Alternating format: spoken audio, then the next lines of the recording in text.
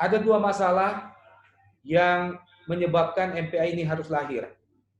Yang pertama adalah tentang tiba-tiba hadirnya akta pendirian. Sekali lagi saya ulang, akta pendirian Asita. Bukan akta perubahan atau bukan akta pengesahan kepengurusan, tapi adalah akta pendirian Asita 2016. Yang sangat melukai kita semua jika kita membaca dengan seksama tentang akta 2016 itu adalah satu, proses lahirnya akta ini mengabaikan nilai-nilai luhur ADART. Bagaimana mungkin pada saat itu 2016 beberapa nama tiba-tiba maju ke notaris, kemudian ujuk-ujuk mendirikan Asita yang baru, mendirikan ya, karena memang aktanya tertulis akta pendirian.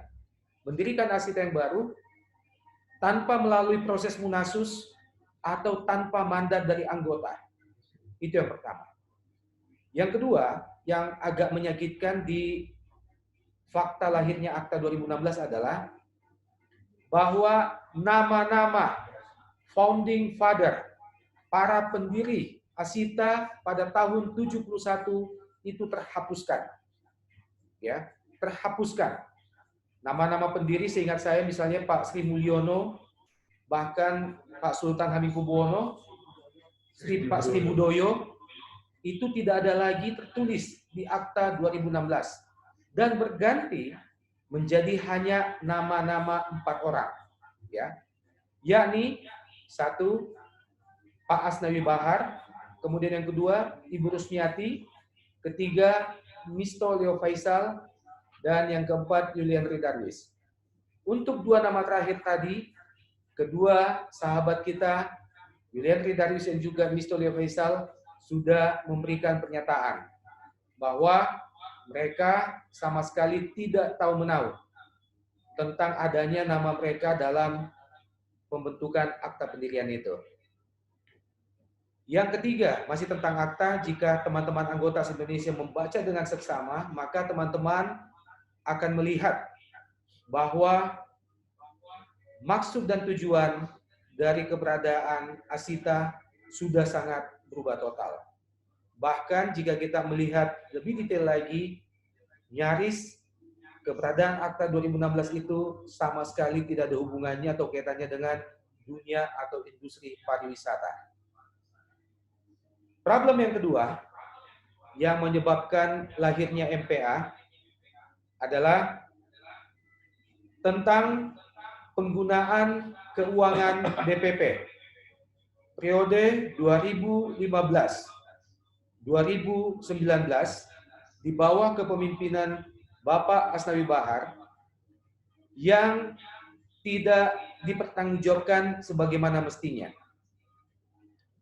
Teman-teman, dalam penyelenggaraan Munaslup 2019 yang lalu di DKI Jakarta, bagi teman-teman anggota yang hadir pada saat itu, masih sangat segar dalam ingatan kita.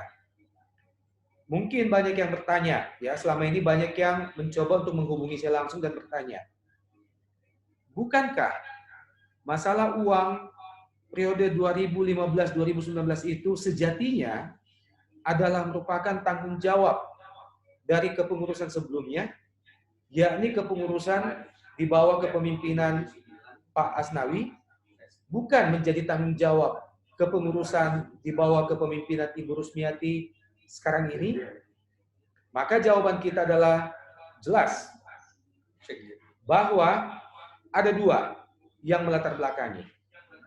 Yang pertama, pada periode 2015-2019, Ketua Umum kita saat ini secara kebetulan menjabat sebagai Sekretaris Jenderal DPP Asita periode 2015-2019. Artinya, secara langsung, kita yang pandai berorganisasi juga sudah tahu bahwa pihak-pihak dalam organisasi apapun yang bertanggung jawab secara langsung dalam pengelolaan keuangan, uang masuk dan uang keluarnya organisasi adalah Ketua Umum, Sekretaris Jenderal, dan Bendahara Umum. Itu yang pertama. Yang kedua, jikapun kita ingin melepaskan itu, untuk tidak harus membebankan tanggung jawab ini kepada Ketua Umum sekarang, maka teman-teman seluruh Indonesia yang hadir dalam Munaslup tahun lalu harus mengingat satu hal, bahwa Munaslup tahun lalu di hadapan kita semua di floor yang dihadiri oleh ratusan anggota pada saat itu, jelas mengamanahkan kepada kedua calon ketua umum. Ya, pada saat itu pemilihan ketua umum belum dilakukan. Munaslup mengamanahkan kepada Ibu Hasiana sebagai calon ketua umum, kepada Ibu Rusmiati sebagai calon ketua umum, bahwa kelak pada hari itu siapapun yang terpilih sebagai ketua umum berjanji menyatakan sanggup, dan itu dibacakan di hadapan kita semua waktu itu, menyatakan sanggup untuk mampu memberikan laporan pertanggungjawaban keuangan DPP periode sebelumnya dalam waktu yang sesingkat-singkatnya. Dan semua pernyataan ini, semua hasil Munaslup ini tercatat dalam notulen secara resmi yang telah diserah terimakan kepada DPP yang terpilih tahun lalu hanya dalam tempo tidak lebih dari 1 bulan sejak Munaslup diadakan. Yang kedua, semua hasil-hasil Munaslup tahun lalu juga terekam dengan baik oleh audio maupun video. Oleh karena itu, menyangkut keuangan ini, sekali lagi saya ingin mengulangi bahwa secara langsung Ketua Umum saat ini adalah kebetulan sebagai bagian dari pengguna anggaran DPP pada periode sebelumnya karena posisinya adalah sekjen.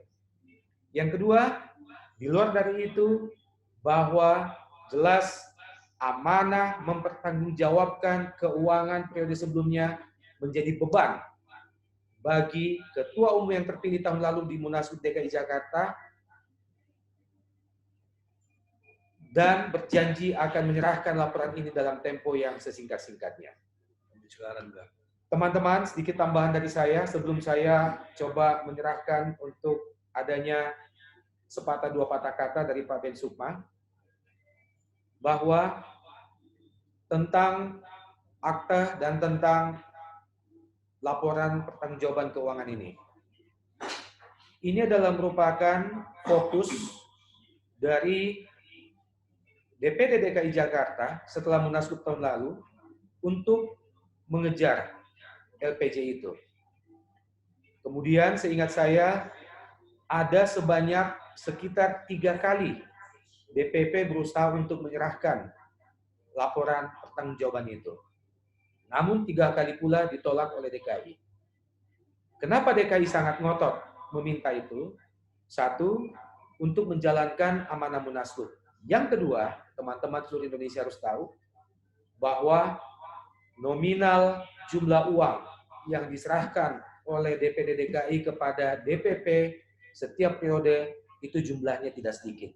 Ya, antara 200 sampai 250 juta. Jadi sangat beralasan jika DKI mengejar pertanggungjawaban penggunaan keuangan itu.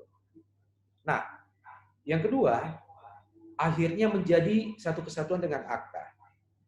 Secara tidak sengaja, dalam penyerahan laporan pertanggungjawaban yang ketiga kalinya oleh DPP ke DKI, kemudian sudah menggunakan akuntan independen, ternyata laporan keuangan itu menyertakan akta asita yang didirikan tahun 2016, bukan akta tahun 1975. Itulah kenapa sehingga akhirnya ini semua terbongkar. Jadi ada ketidaksengajaan dari DPP.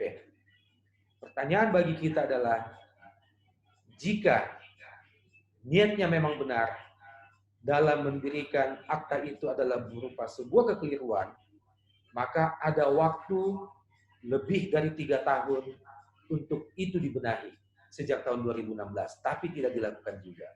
Yang kedua, jika dasar pendirian akta itu niatnya benar, maka paling tidak pada saat Munasus tahun lalu atau pada saat Munasus tahun 2017 di Bandung, semua tentang akta ini harusnya dibuka seterang-terangnya disampaikan kepada anggota yang hadir, tapi juga tidak dilakukan.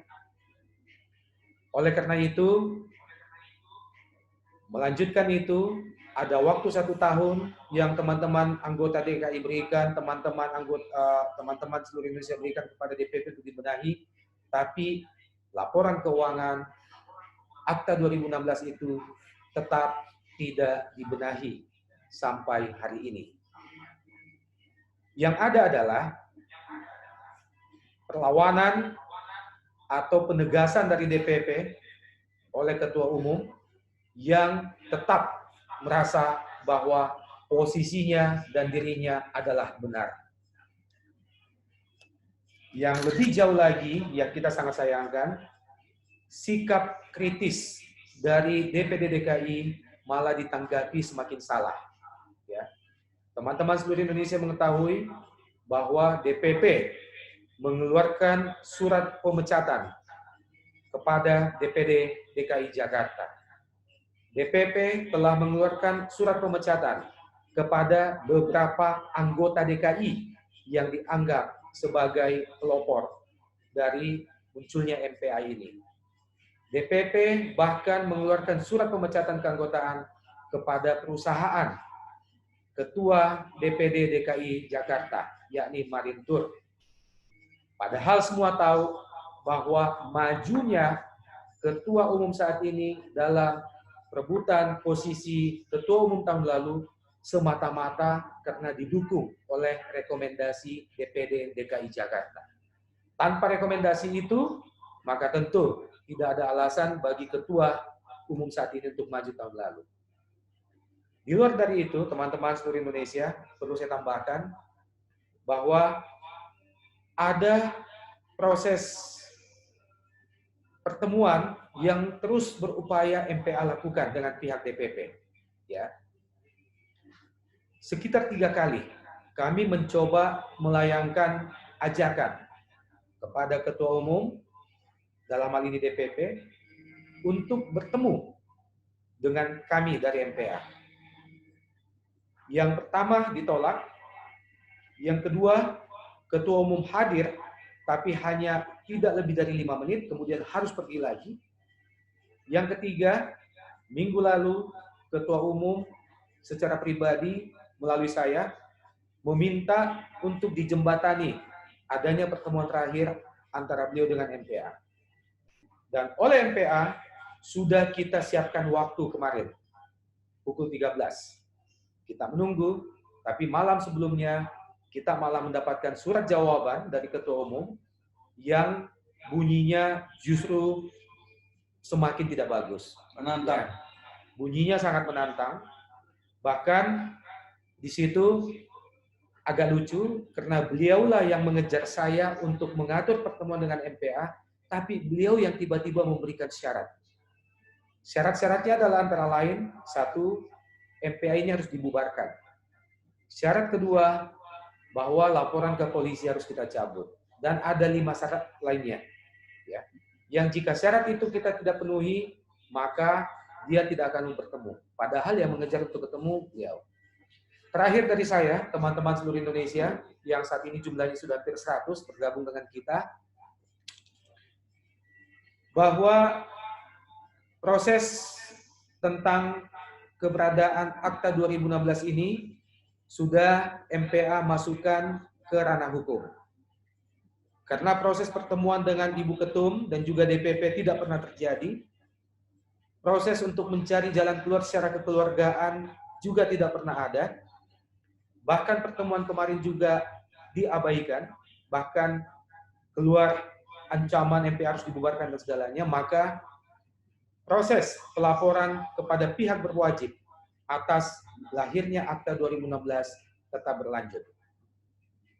Yang kedua, dalam tempo yang tidak lama lagi, MPA juga akan memasukkan laporan kedua kepada pihak berwajib, yakni atas penggunaan keuangan DPP periode tahun 2015-2019 yang tidak dipertanggungjawabkan sebagaimana mestinya. Itu teman-teman, sekilas dari saya, walaupun Banyak yang saya coba jelaskan, tapi saya berusaha untuk merangkumnya agar lebih efisien dan efektif. Semoga teman-teman bisa menerima dan mencatatnya dengan baik, paling tidak merekam, bahwa ini adalah merupakan kronologi dari kejadian, terutama tentang dua hal, yakni munculnya Akta 2016, Akta Pendirian Asita tahun 2016, ditambah dengan masalah keuangan DPP 2015-2019 yang tidak dipertanggungjawabkan sebagaimana mestinya, serta kenapa MPA atau Majelis Penyelamatan Asita harus muncul. Sekian dari saya untuk sementara. Sebelum saya membacakan deklarasi, saya ingin memberi kesempatan kepada orang tua kita, Ketua Umum DPP Asita 2 periode, Bapak Ben Sukma Harahap. Saya persilahkan. Assalamualaikum warahmatullahi wabarakatuh. Waalaikumsalam. Selamat pagi. Saya ingin menekankan kembali, pertama LPJ. Selain daripada laporan keuangan, laporan organisasi juga tidak pernah dibuat.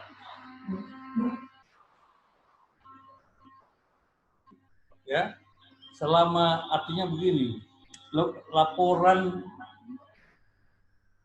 organisasi juga tidak pernah dibuat. Apa yang dibuat, apa yang terjadi, bagaimana segala macam. Ya, itu pertama. Yang kedua, akte 2016 ini dari 6 orang, 2 orang tidak mengakui menandatangani. Dari 4 orang. Dari 4. 2 tidak mengakui menandatangani. Ada pakai surat di atas meterai. Ya. Leo Faisal di atas meterai, kalau saudara Juliandre menyatakan secara lisan. Lisan, per telepon dan direkam. Dan yang ketiga, kami telah memanggil notarisnya, notaris pembuat akte. Dia mengaku tidak pernah melihat orang-orang ini, kecuali Bu Ros sendiri. Notaris ini pun telah mengakui dan telah kami rekam pernyataannya. Jadi dengan sendirinya, sebenarnya akte 2016 ini mencoba mengerubah, mengalihkan Asita yang ada didirikan tahun 1971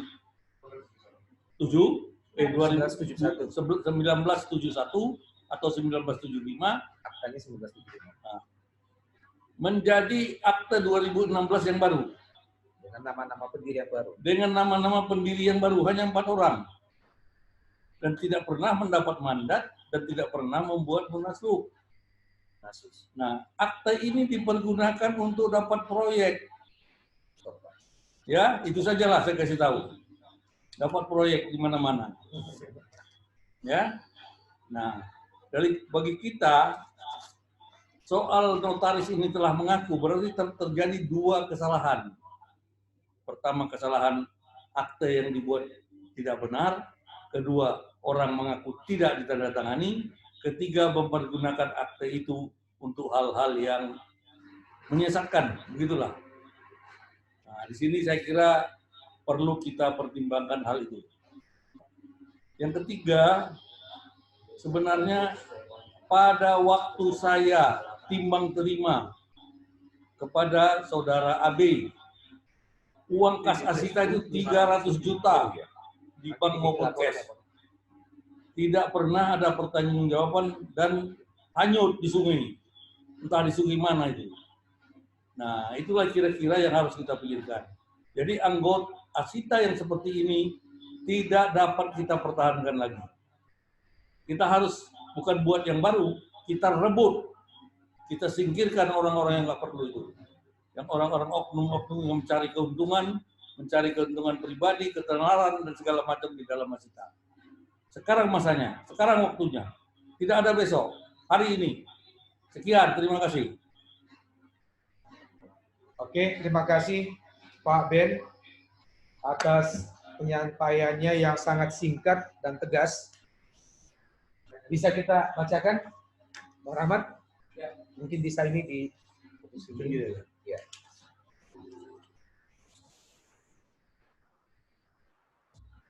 Baiklah.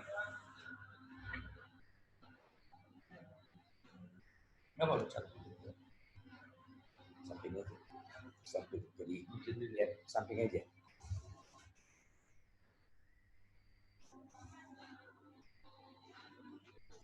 Baiklah, teman-teman anggota Asita dimanapun berada di seluruh Indonesia, sampailah kita kepada acara utama hari ini, yakni saya kebetulan didaulat untuk membacakan deklarasi Majelis Penyelamat Asita tentang Asosiasi Perusahaan Perjalanan Wisata Indonesia yang disingkat Asita.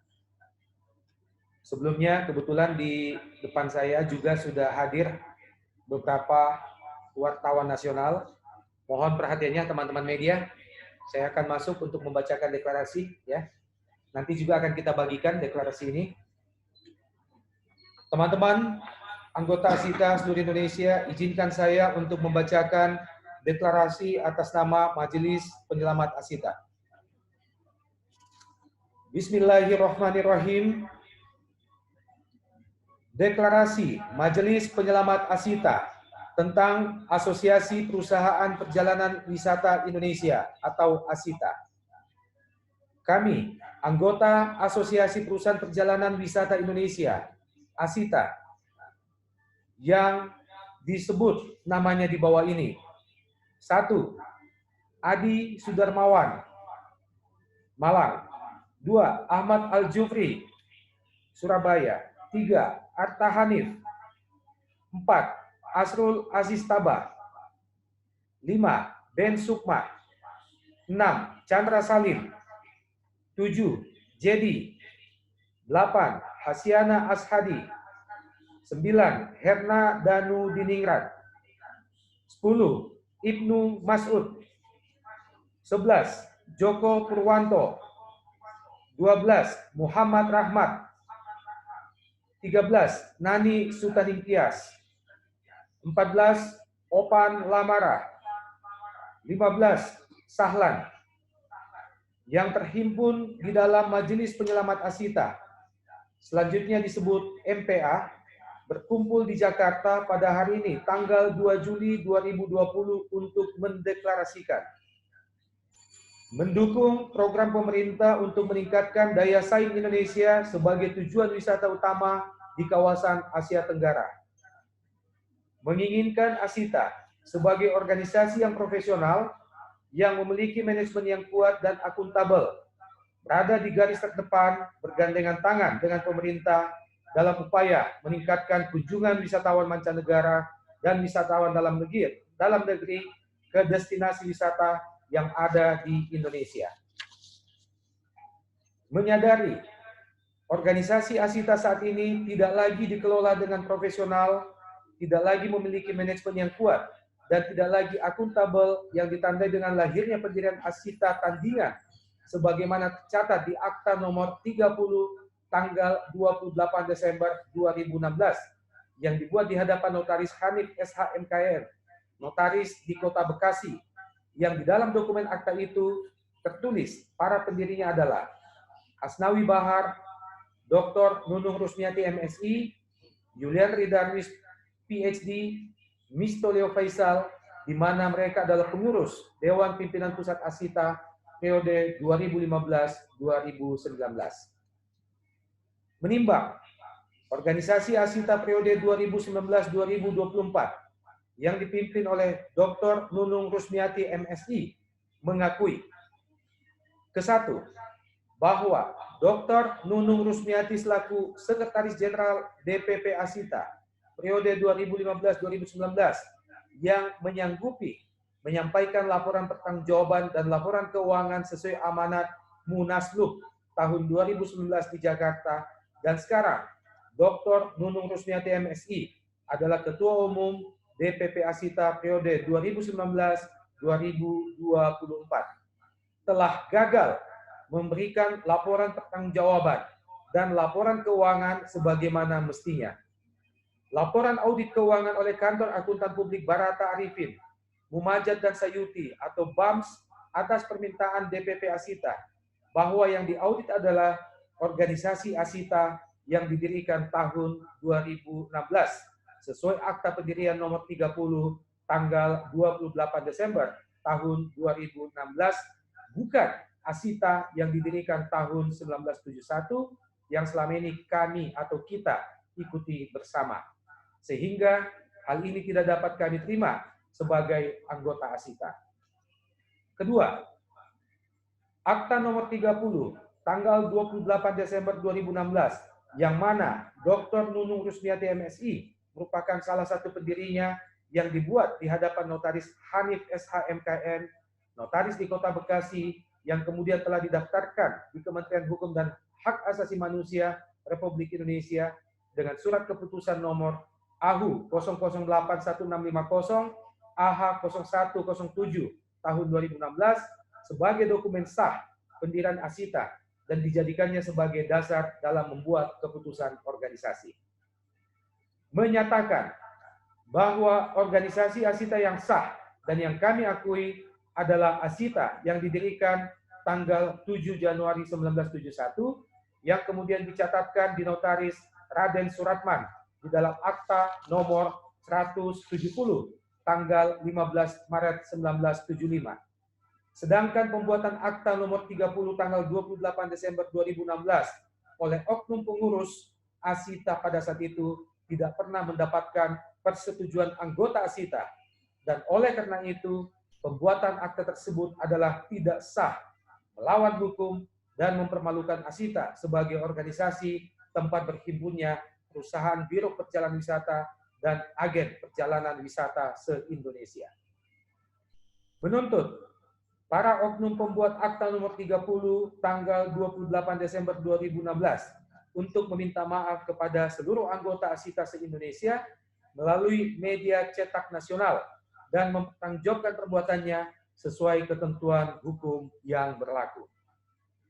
Mengajak seluruh anggota Asita se-Indonesia untuk merapatkan barisan, bersatu padu untuk kembali mewujudkan organisasi Asita yang profesional, yang memiliki manajemen yang kuat dan akuntabel, sesuai amanah dan semangat Akta Pendirian Asita nomor 170 tanggal 15 Maret 1975. Memutuskan bahwa kami atas nama anggota Asita se-Indonesia yang berpegang teguh kepada Asita yang didirikan tahun 1971 tidak mengakui, sekali lagi, tidak mengakui kepemimpinan Dr. Nunung Rusmiati MSI dan pengurus Dewan Pimpinan Pusat periode 2019-2024 bentukan Dr. Nunung Rusmiati MSI.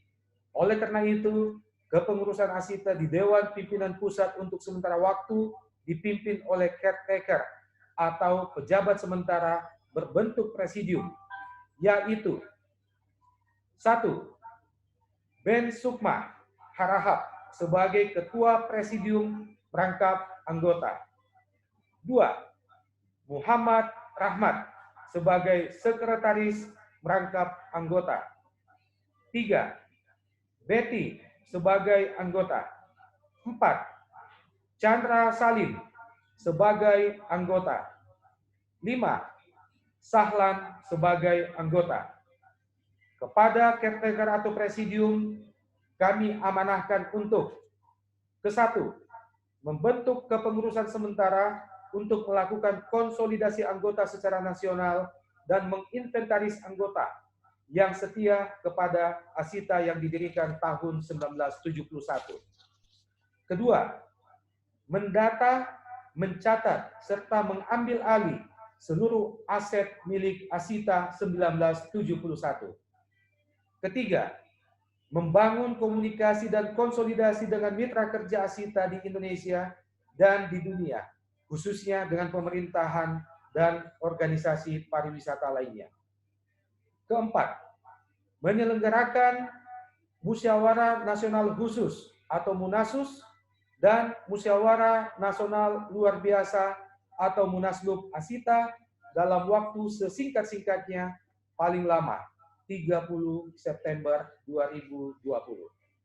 Kelima, menjaga nama baik Asita sebagai organisasi profesional dan mengelola Asita dengan manajemen yang kuat dan akuntabel. Keenam, menghimbau kepada seluruh DPD Asita se-Indonesia untuk tetap menjalankan roda organisasi seperti biasa sambil menunggu penyelenggaraan Munaslup mendatang. Disepakati di Jakarta pada tanggal 2 bulan Juli tahun 2020 dalam 2 salinan asli dalam bahasa Indonesia yang bertanda tangan 1. Adi Sudarmawan, Ahmad Al-Jufri, Arta Hanif, Asrul Aziz Tabah, Ben Sukma, Chandra Salim, Jedi, Hasyana Ashadi, Herna Danu Diningrat, Ibnu Mas'ud, Joko Purwanto, Muhammad Rahmat, Nani Sunangtias, Opan Lamara, dan Sahlan. Sekian. Wabillahi taufiq wal hidayah. Wassalamualaikum warahmatullahi wabarakatuh. Semoga deklarasi oleh MPA hari ini akan membuka mata kita semua dan berharap dengan doa yang tulus setulus-tulusnya kiranya Allah Subhanahu wa taala, Tuhan yang Maha Esa, senantiasa merahmati, meridhoi perjuangan kita untuk mengembalikan Asita menjadi Asita 1971 dan memberikan manfaat yang sebesar-besarnya manfaat kepada segenap anggota seluruh Indonesia tanpa pilih kasih dan tanpa melihat dikotomi. Terima kasih sekali lagi. Wassalamualaikum warahmatullahi wabarakatuh.